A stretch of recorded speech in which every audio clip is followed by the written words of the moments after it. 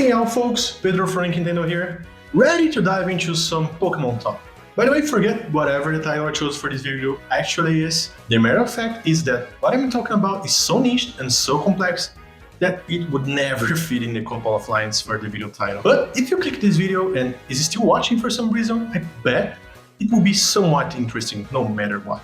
So the other day I stumbled upon this video by Mystic Umbreon where he dives deep into the best sprite across all Pokémon generations. It was a pretty solid video. I liked especially the part where he showed how the second gen sprites were meant to look like on real hardware.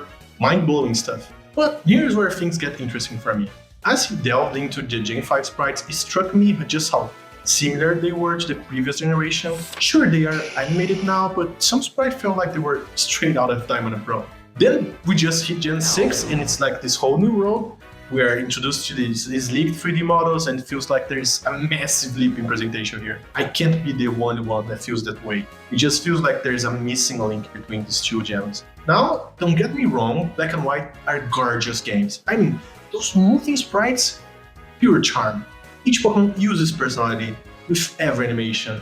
But there's this one hiccup that kind of bugs me. Have you ever noticed how the pixels kind of go wonky when a Pokemon is rotated? Yeah, that's the technical side of things kicking in.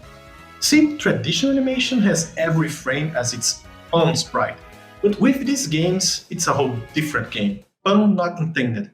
And that's where the magic, or should I say puppetry, really happens. Take our buddy Mr. Mime here for instance. Instead of the traditional animation setup, these Pokemon are like puppets, with each section of their limbs cut at a junction point. When they move, it's all about rotation to create the illusion of animation.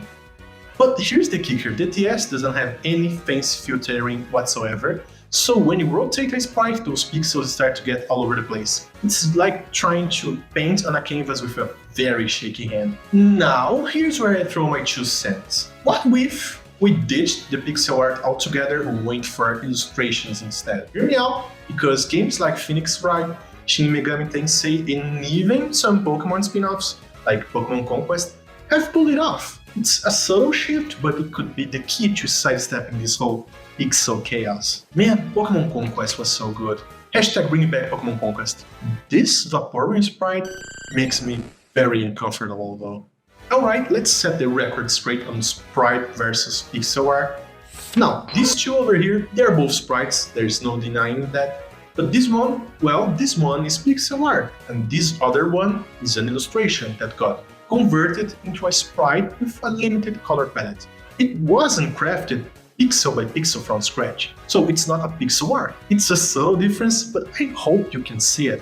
We are aiming for something that's a blend between pixel art and 3D models somewhat. So we take these illustrations, give them a pixel makeover with a limited color palette, and bam, we've got the perfect bridge between the good old pixel and the sleek 3D models. But hey, I'm not just gonna leave you with that image in your mind. Nope, what I'm gonna do instead is flex my motion design muscles and show you exactly what I mean in practice. Man, didn't just set the record for the longest intro ever. My bad, guys. Anyway, let's dive in.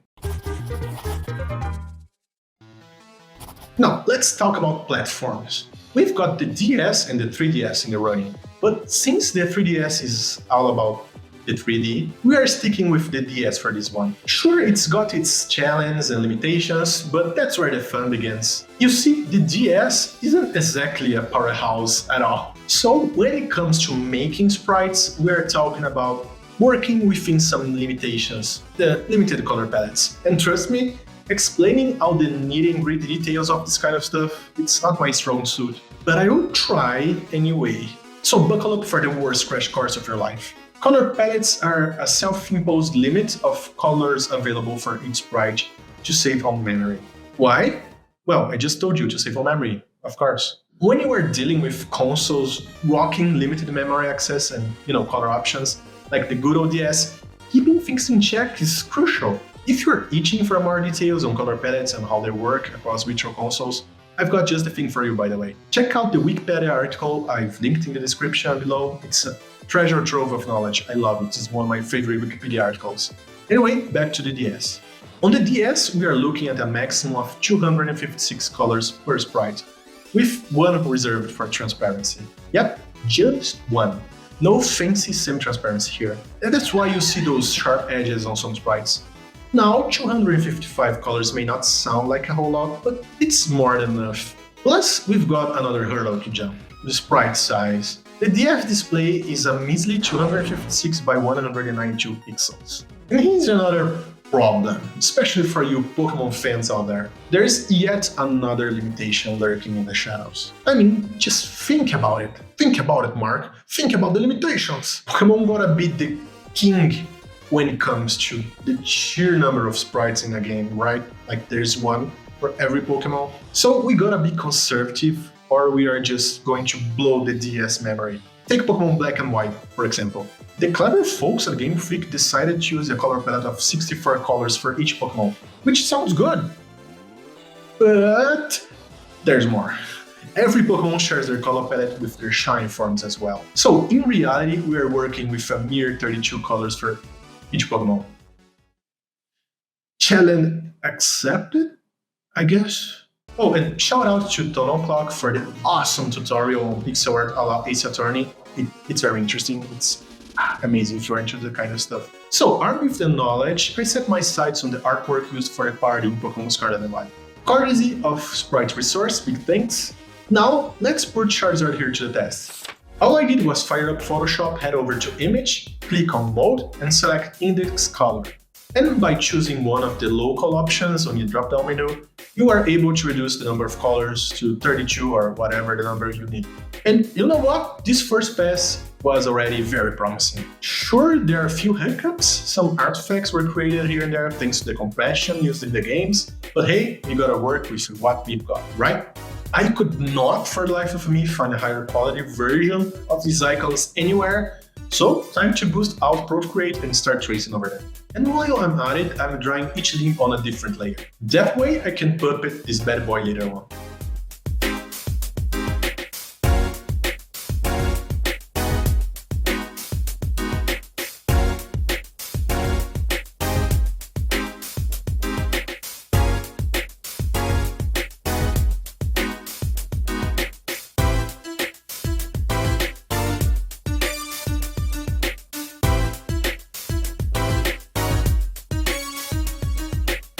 After importing all the individual parts into After Effects, it was time to breathe some life into this creation. I wanted to keep it simple, right, just enough to make the illustration pop a little bit.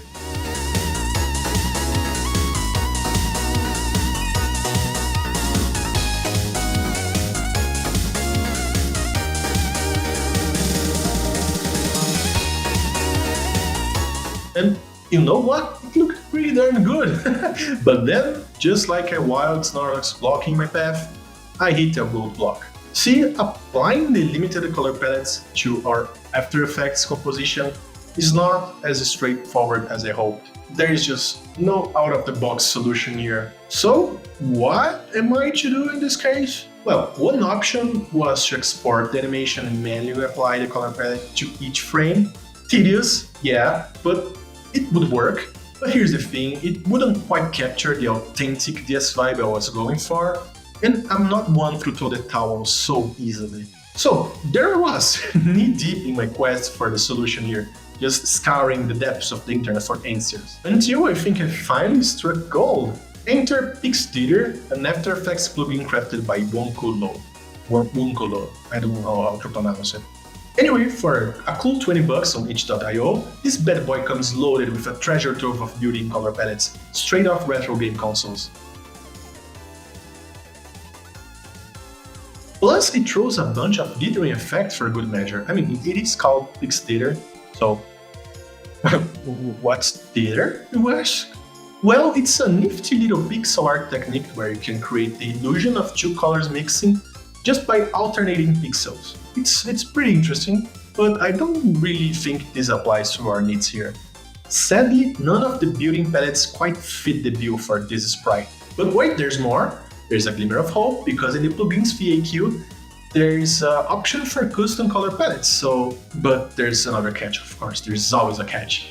They are stored in this file format called .asc, I never heard of it, and I think that's how niche you're going for here. But as it turns out, it's a swanky file format that holds all the data for a color swatch, which is just a fancy way of saying color palette. And get this, it's used by Photoshop.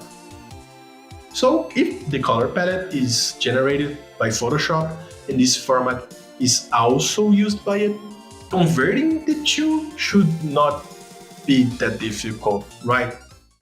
Well, not quite. There's no out-of-the-box way to find this, there's no guide online, but where there's a will, there's a way. And after a boatload of trial and error, I cracked the code. So pay attention, because of what I'm going to tell you today is not available anywhere else in the internet. And it's just so niche that I think no one is missing. But anyway, here you are. You're welcome. So if for whatever reason you want to convert your color palettes into a format that PixDeater can understand, first off, fire up Photoshop and get yourself to the usual indexing color palette shenanigans. You know the drill. Once you've got that sorted out, head over to Image, Mode, and this time hit the Color table. Here, you'll get a glimpse of all the colors in your color palette, which is also nice, because if you want to change something, now is the time. Now, hit that Save button and stash the file somewhere safe in your computer. Next up is the Swatches menu. Now, by default, this bad boy is disabled, but you can activate it by going to Window and checking the Swatches option. Got it? Good. Right-click anywhere inside the Swatches menu and select Import Swatches.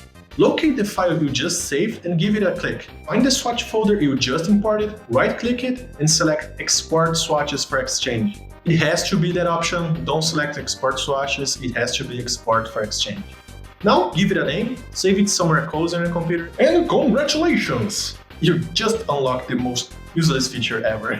No, just kidding. You just unlocked the only way I know of converting that color palette we created into a format that PixDeater can gobble up.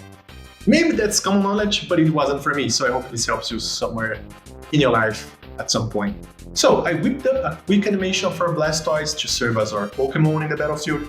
Don't pay much attention to focus on Charizard, please. And with the UI from Black and White 2, plus a snazzy background borrowed from Pokémon X and Y, I'm really setting this scene here.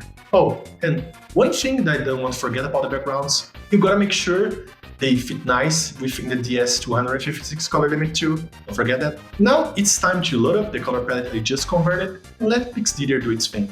Alright, so for comparison's sake, I've whipped two versions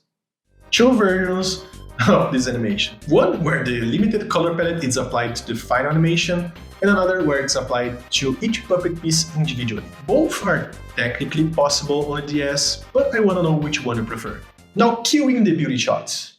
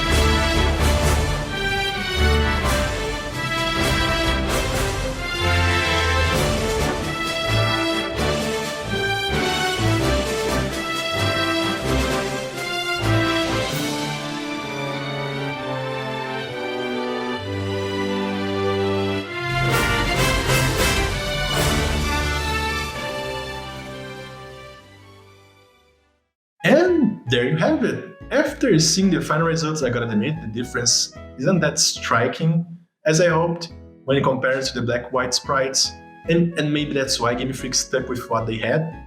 But hey, it was not all for nothing. I've learned a ton about sprites, pixel art, and just pushing the hardware limits, and you know what? I had a blast. But just before we wrap things up, let's take a peek at what the game would look like if we went all out and used all the 256 colors available for this sprite. Let's check out how Charizard's animation from Pokémon Sword and Shield look like in this format. Pretty neat, right? It kind of reminds me of those illustrations from Pokemon Conquest I showed you earlier. Did you know that in terms of male humor, maybe not Pokemon too? So, if you learned something new or just enjoyed the ride, please consider giving the like button a little love, and maybe hitting subscribe. I would really appreciate that. So, until next time, trainers, and bye-bye!